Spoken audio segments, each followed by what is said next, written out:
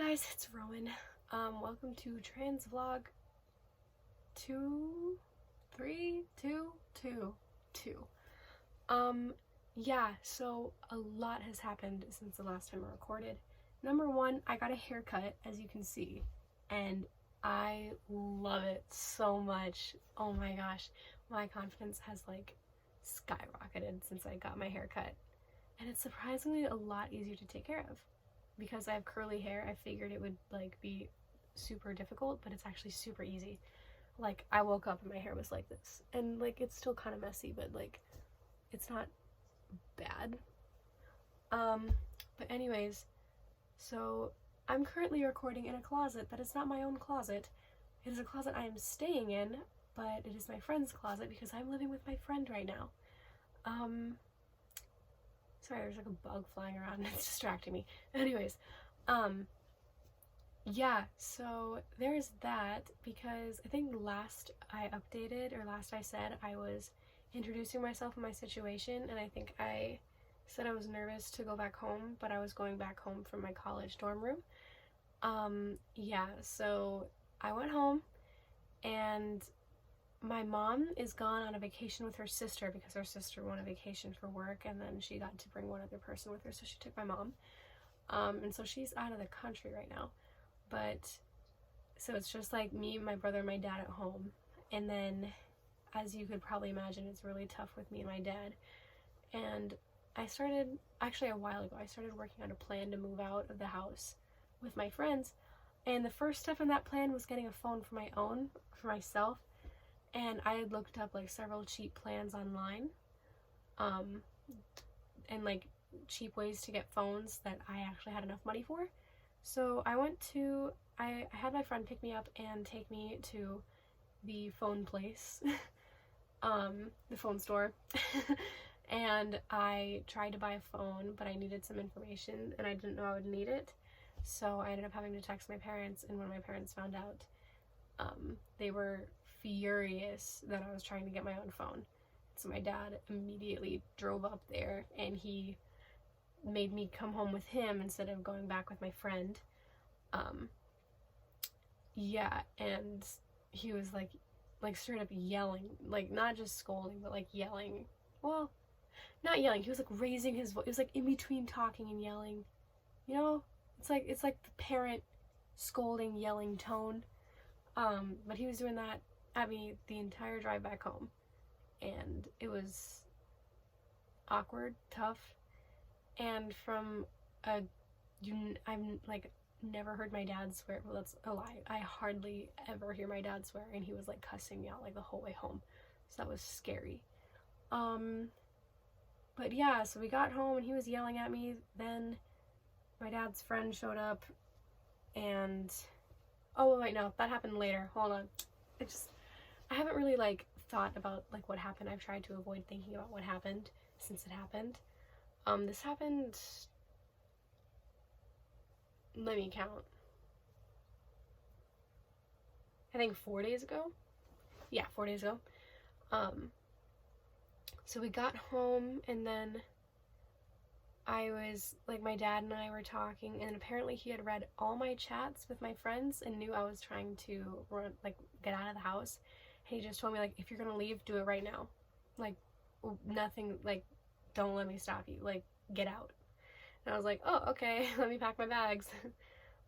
So I packed my bags, I had my friend pick me up, and they took me to their church to help like clean, and then like just we would hang out a little bit afterwards, and then my other friend was gonna come pick me up and take me back to her house, which is where I am now.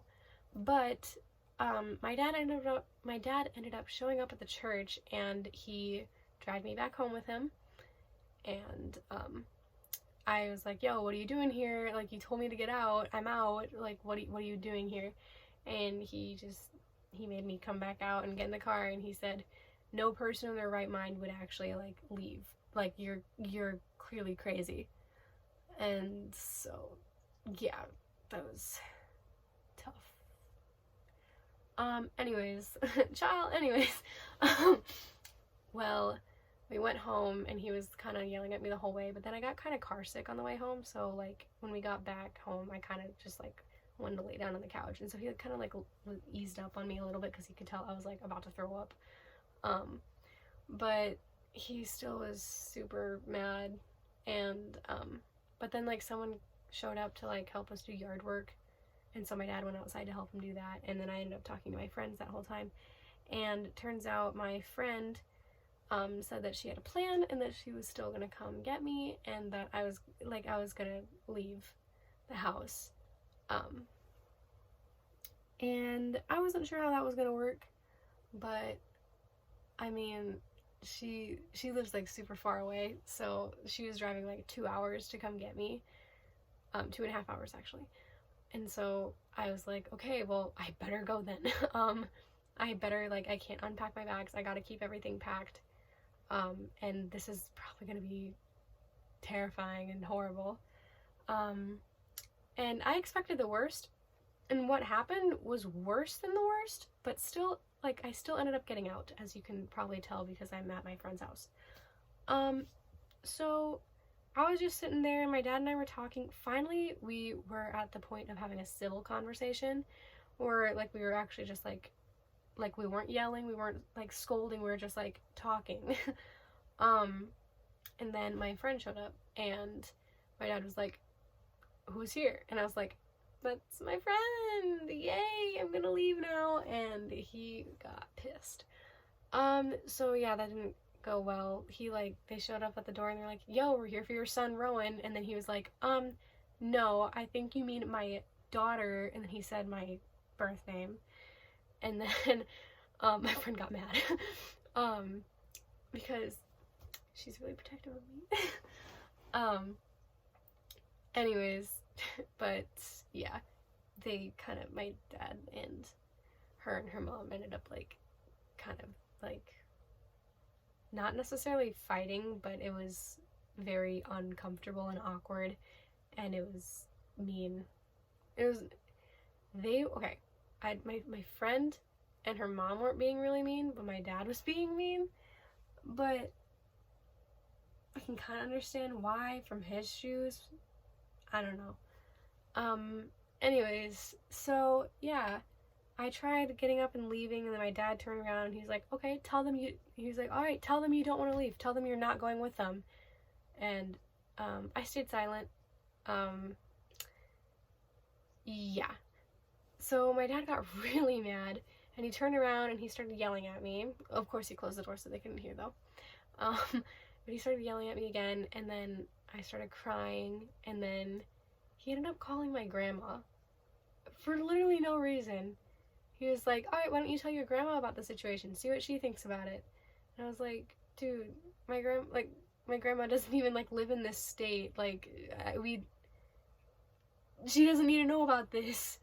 But then my dad ended up calling her, and he was like, "All right, tell her the situation," like holding his phone out to me, and I was like, "No can do, chief."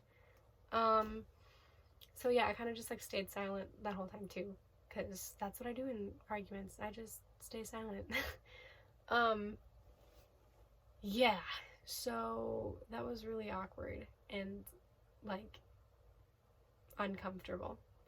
But yeah, eventually my friends called the cops because I tried I tried to get around my dad to get out, and he kept like blocking the way, and he wouldn't let me leave, like physically. He wasn't just saying like, "No, get back in here." Like, he was not physically letting me leave. And so my friends ended up calling the cops. And 2 cops showed up at our house.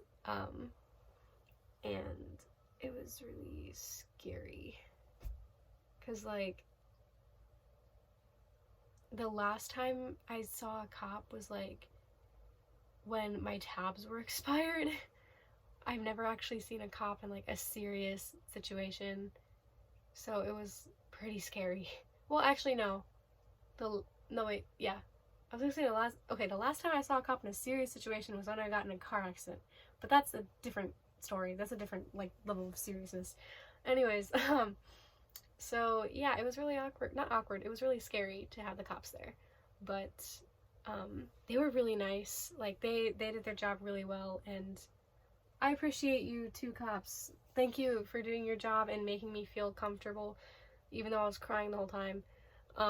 Thank you for, like, making me feel comfortable and not, like, being intimidating.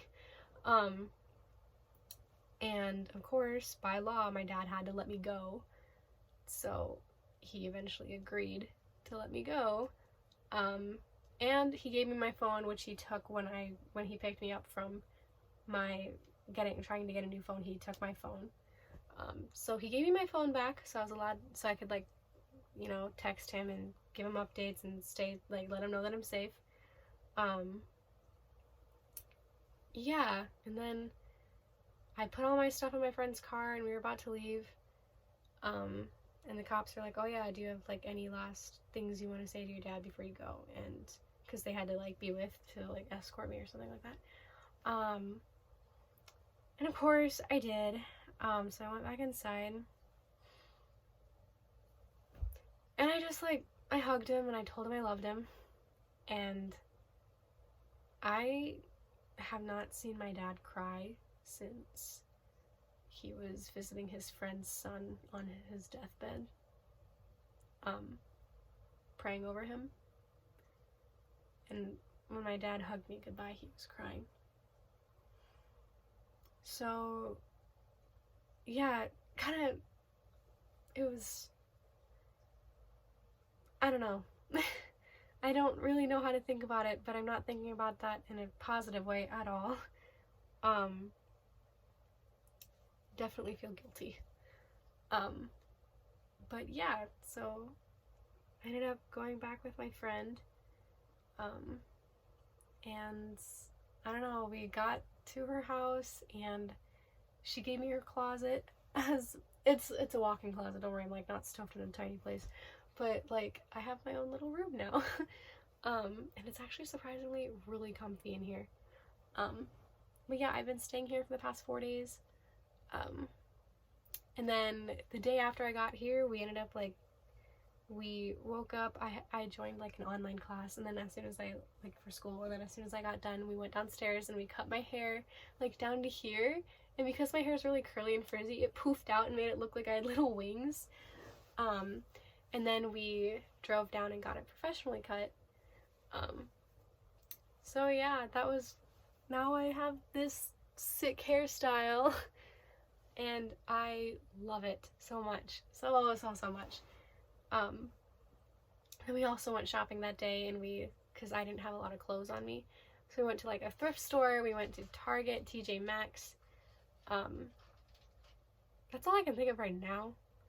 But yeah, we ended up buying a lot of clothes for me, and I don't know, like, I'm happy. Not because of my family situation. I still feel really guilty about my family. And I'm really sad about how everything went down and how I know how much I've hurt them. But I'm finally, like, able to be myself and be accepted as myself. And it's a wonderful feeling. Like, everyone here is calling me Rowan, and I'm allowed to wear a binder and dress how I want and get my hair cut short. And it's a wonderful feeling. I don't know. But yeah, that's about all that has happened, I think. Oh yeah, I went home yesterday because I had an appointment this morning at, like, 8 a.m. and I didn't want to get up at 4 to drive down for the appointment, so I ended up going back and staying with a friend of mine, with my best friend Ollie.